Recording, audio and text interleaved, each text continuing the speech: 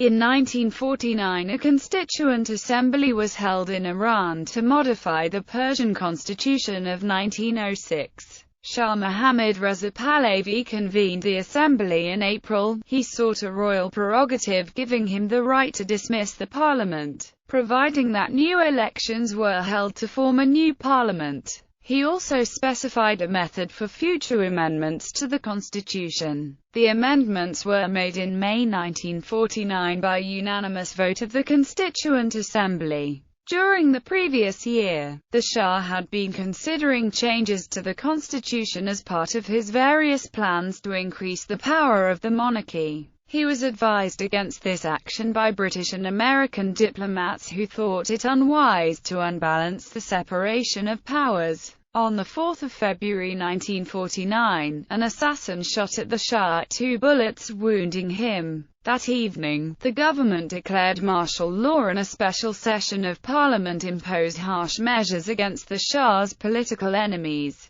The assassin was suspected of being connected to the religious fundamentalist group Fedayeen-e-Islam, and loosely associated with the communist-leaning Tudeh Party of Iran. The parliament outlawed the Tudeh Party and had its leaders arrested. The Shah sent pragmatic Ayatollah Abul Qasim Kashani to exile. He had formed a strategic alliance with the Fedayeen. In an atmosphere of national sympathy for the monarchy, the Shah called for a constituent assembly to make amendments to the constitution. To give him more power, he selected the constituent assembly members from his supporters. He also increased his pressure for the formation of the Senate of Iran, an upper house of parliament that had been written into the constitution in 1906 but never formed. The Senate was expected to favor the Shah. Elections for the 16th Majlis began in late July 1949. The 16th Majlis was to be a bicameral parliament composed of the Majlis as the lower house and the Senate as the upper house. Following a framework set down in the 1906 Constitution, the Shah began appointing 30 of the 60 senators.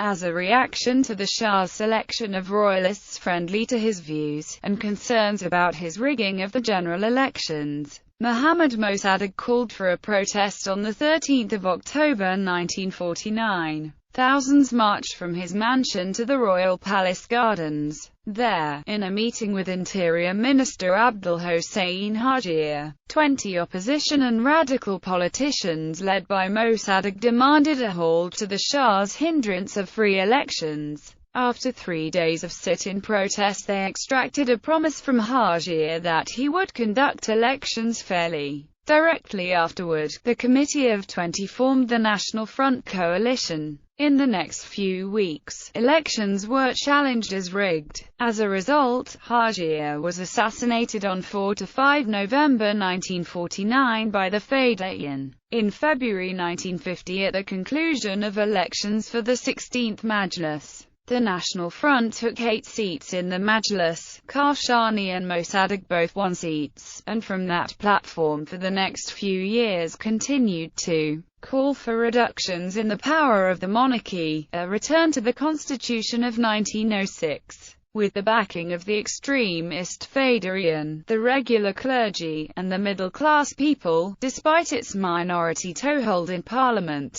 the National Front became the main opposition movement of Iran. The self-serving constitutional changes had created a backlash against the Shah. Background: in 1906, during the drafting of the first Persian constitution, a bicameral parliament was agreed upon in order to obtain royal approval from Mozaffar ad-Din Shah Qajar. The Shah was to appoint half of the 60 members of the upper house, the Senate. The other half of the Senate was to be elected by a 2-stage process. The Shah expected to be able to control legislation by influencing the Senate. Mozaffar ad-Din Shah Qajar signed the constitution at the end of December 1906 but died unexpectedly of a heart attack a few days later. Radical politicians and other constitutional delegates did not want a Senate, and after the Shah died no action was taken to form one. In mid-1907, the Anjumans of the Mujahideen, a group of workers, artisans and peasants, called for much wider voting rights for men, and they expressed a wish that the Senate never be formed because it would make the nobility more powerful. The constitution allowed for a board of ulama who would oversee decisions made by the parliament. The ulama were to be given veto power over legislation. Ayatollah Mirza Saeed Muhammad Tabatabai was one of those who influenced the composition and adoption of the 1906 constitution, but he never insisted upon the formation of the Board of Ulama. Rather, the wishes of the ulama were usually voiced by several members of the Majlis. Ever since assuming the throne in 1941, the young Shah Mohammad Reza Pahlavi had been working to increase his power. He wanted more weapons and men for the military, which he controlled, and he wanted financial aid from the U.S. In September 1948, he sent National Bank Director Abul Hassan Ebtehaj to the U.S. to ask the government of Harry S. Truman for military aid or financial support, and to present the idea that the Shah would activate the Senate.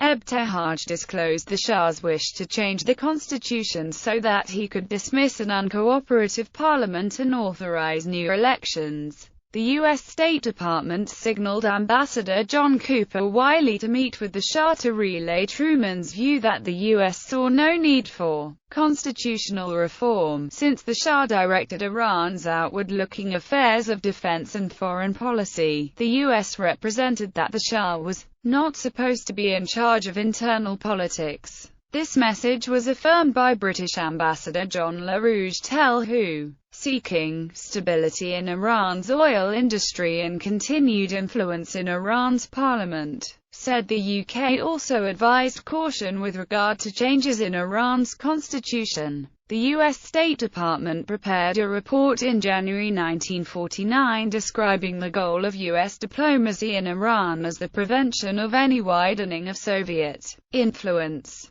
To that end, the Shah was seen as the most reliable bulwark against communist aggression in Iran. He was invited to come visit Truman to discuss mutual concerns. 1949. Assassination attempt. On 4 February 1949, the Shah visited the Faculty of Law and Political Science at the University of Tehran, a symbol of secular success against the former monopoly of Islamic scholars who had previously controlled all aspects of the judicial branch of government.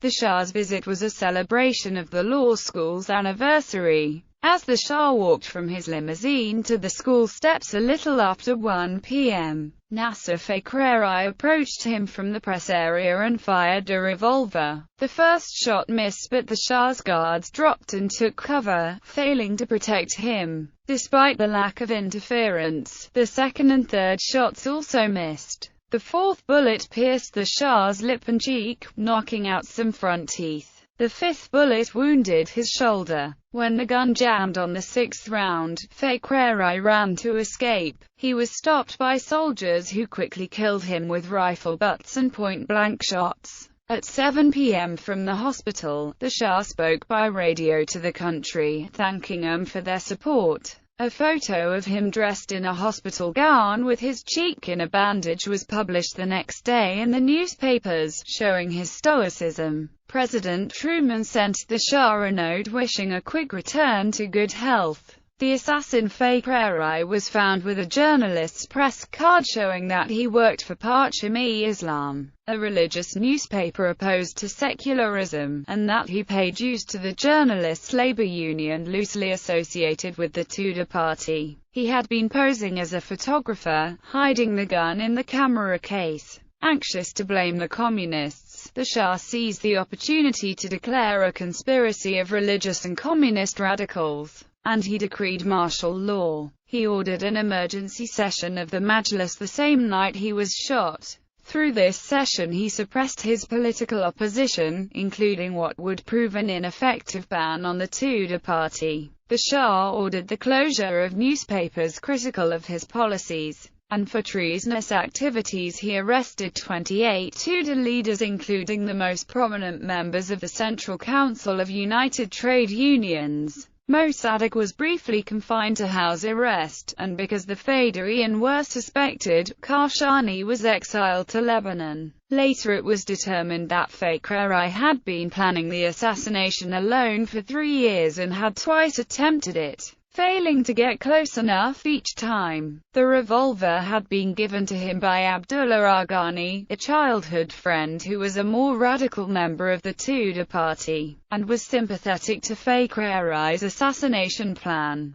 The press card had been forged. Constitutional changes following the assassination attempt. There was an atmosphere of sympathy expressed by the people of Iran for the Shah. The Shah used this to his advantage to promote his goal of increasing the power of the monarchy. On 17 February 1949, the Majlis passed the Shah's 7-year plan, an economic program that had its roots in an Economic Council of 1946 and a Supreme Planning Board formed in November 1947. The 7-year plan was intended to be an autonomous body, independent of political forces. But the Shah saw it as a vehicle for land reform measures that would reinforce his power, with 25% of its monies earmarked for helping to fight poverty in agrarian Iran. The Shah felt that the 7-year plan would make the disaffected rural poor more resistant to Soviet influence. Others thought that so much emphasis on agriculture would prevent Iran from growing out of its traditional role as a resource appendage, supplying more powerful countries. Before February 1949, the plan had proven unpopular with the Majlis, who saw it as a diminution of their political influence. Despite the Majlis vote of approval, the plan was never to be implemented as intended. By May 1949, some 40% had already been dedicated to industrial bailouts as opposed to the 14.3% originally planned. Another 40% was put toward the completion of rail lines. The Shah's plans were not realized. As part of his effort to suppress religious radicals, the Shah asked Ayatollah Sayyid Hossein Barujerdi to rein in the more strident voices among the ulama. Barujerdi, Iran's senior Islamic scholar, believed in political quietism, that the ulama should not intervene in politics. Barujerdi had already established a pragmatic realpolitik arrangement with the Shah. The secular political domain would peacefully coexist with the religious domain for the advancement of both. He called a religious conference to meet in the holy city of Om beginning 20 February 1949. Barujerdi directed the 2000 conference attendees to discuss whether the ulama should take part in political activity. After due consideration, the consensus was for continued quietism. The ulama determined the punishment for violations of quietism would be excommunication. Even so, some of the more radical ulama stayed active, including the Fedayeen and Kashani, exerting his influence from exile. On 27 February 1949, the Majlis voted in support of the Shah's bill calling for a Constituent Assembly to re-examine the Constitution of 1906. In March, the Shah announced the convocation of this body and he raised the question of whether the Senate should be convened for the first time, as allowed for in 1906. To fill the Constituent Assembly, the Shah chose men who were friendly to his wishes. Sayyid Muhammad Sadiq Tabatabai, a veteran ally of the Pahlavi dynasty, was made leader. While the men were preparing to meet, the Shah pushed through laws against newspaper criticism of the royal family, and laws which changed crown land holdings from general ownership to ownership under his name alone. Former Prime Minister Ahmad Kazem, writing from exile in Paris,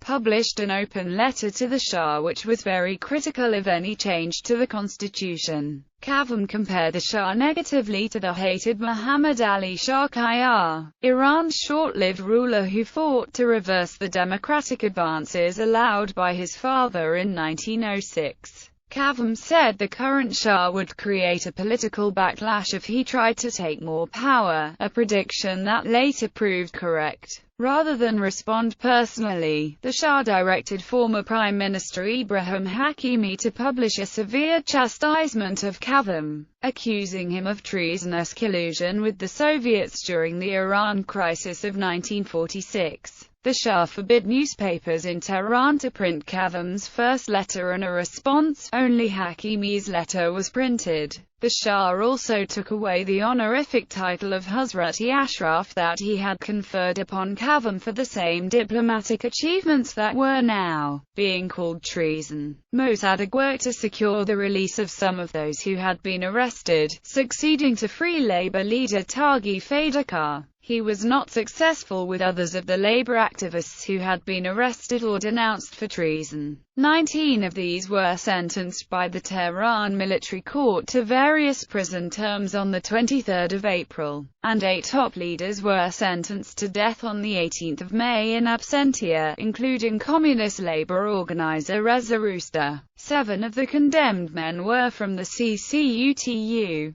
The Constituent Assembly met for 3 weeks beginning the 21st of April 1949. On the 8th of May 1949, they signed the major change to the Constitution. Article 48 was amended to give the Shah the right to dissolve Parliament, both the Majlis lower house and the Senate upper house, following which he was required to arrange new elections such that a new parliament would be formed within 3 months of dismissing the old one. A minor change was made to the constitution regarding the process by which future amendments were to be implemented. At the same time, the Majlis passed the Shah's bill to hold elections enabling the Senate to be formed. Elections for the 16th Majlis on 28 July 1949, the term of the 15th Majlis came to its natural end. Abdul Hossein Hajir, the Shah's interior minister, initiated preparations to hold elections for the 16th Majlis, including Iran's first Senate. The Shah began selecting the 30 senators that were his to choose. The election was held, and it became clear that rural Iran was voting in favor of royalist supporters of the Shah. Mossadegh and others reacted to what they saw as rigged results in rural elections by organizing a protest. Mossadegh called for the people of Tehran to join him in marching on the royal palace on 13 October 1949. Thousands of workers, students and middle-class people gathered at his estate and walked together to the royal palace gates where they requested Bast, a traditional act requiring the king to provide protection. After messages were exchanged between the people and the palace, 20 of the crowd were selected as leaders, with Mossadegh at the head. These 20 were allowed inside the royal grounds to begin Bast, in this case a form of sit-in protest. They passed a message to the Shah saying that Interior Minister Abdul Hossein Hajir had rigged the elections in rural Iran. Mossadegh wrote a note to Hajir saying that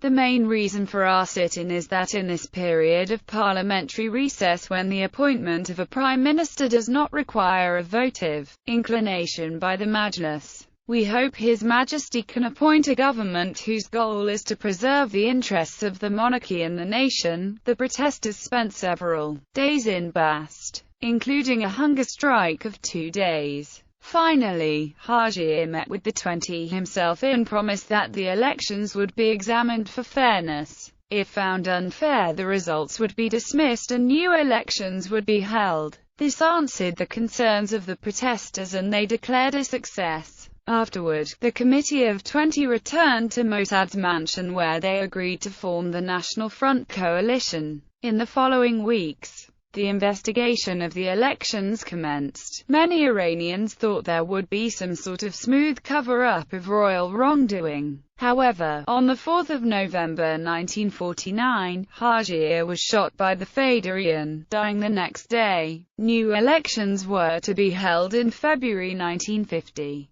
The Fedayeen guarded the polls to stop royal interference. Mossadegh and 7 National Front leaders were elected to the Majlis. In Tehran, Mossadegh received the highest number of votes of any candidate. Legacy. The constitution as amended in 1949 remained unchanged until 1957, when the number of Majlis seats was increased by 2, and the Shah was given the right to send financial legislation back to the Majlis for reconsideration. The Iranian constitutional referendum, 1963, was seen as an approval of the Shah's White Revolution program, including women's right to vote and compulsory education of children. From 1950 through 1953, Mossadegh sought to abolish the Senate. It was finally dissolved in early 1979 during the Iranian Revolution. A revolutionary assembly of experts met in June 1979 to establish an entirely new constitution for the Islamic Republic of Iran, approved in the rigged Iranian constitutional referendum, December 1979.